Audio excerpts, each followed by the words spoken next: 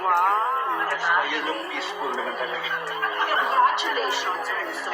No more problem, no more unnecessary stress. Yeah.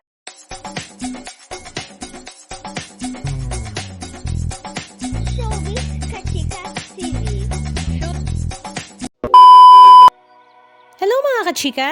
Usap-usapan nga ngayon ng mga netizens ang very short clips na lumabas nga na video ni Miss Gretchen Barreto kung saan kinakamusta nga siya ng mga TV reporter kung kamusta na nga ang kanyang buhay-buhay at ang kanyang sagot ay she have a very peaceful life kaya hindi na daw niya binabalak na bumalik pa sa showbiz world at ngayon nga daw ay busy rin nga siya sa kanyang pinakamamahal na apo at the same time sa kanyang mga ganap sa buhay. Marami nga sa mga netizens at sa kanyang mga fans ang natuwa nang makita nga siyang muli sa social media dahil matagal-tagal na nga rin siyang nawala sa limelight ng showbiz industry at sa social media. Hindi nga katulad dati na nagbibigay nga siya ng kanyang life update sa kanyang social media account. Napakaganda at super slim pa rin nga nila Greta at talaga namang ibang-iba ang kanyang aura.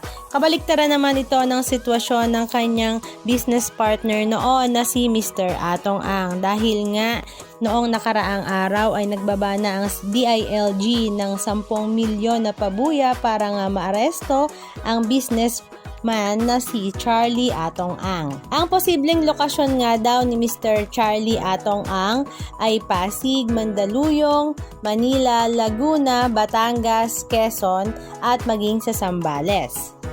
Ang dahilan nga ng kanyang pagiging most wanted dito sa Pilipinas ay dahil sa alleged mastermind in the multiple counts of kidnapping with homicide and kidnapping and serious illegal detentions of the missing Sabongeros.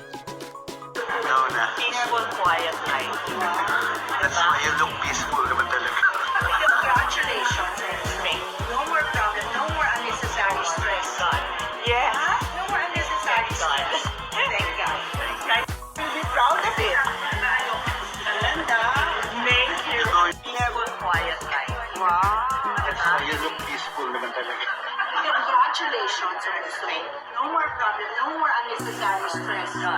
Yes. No more unnecessary stress. Thank God. Nice to see you. Very nice meeting you. Thank you. Anong masasabi nyo mga kachika? Just comment down below. And please don't forget to subscribe. Thank you!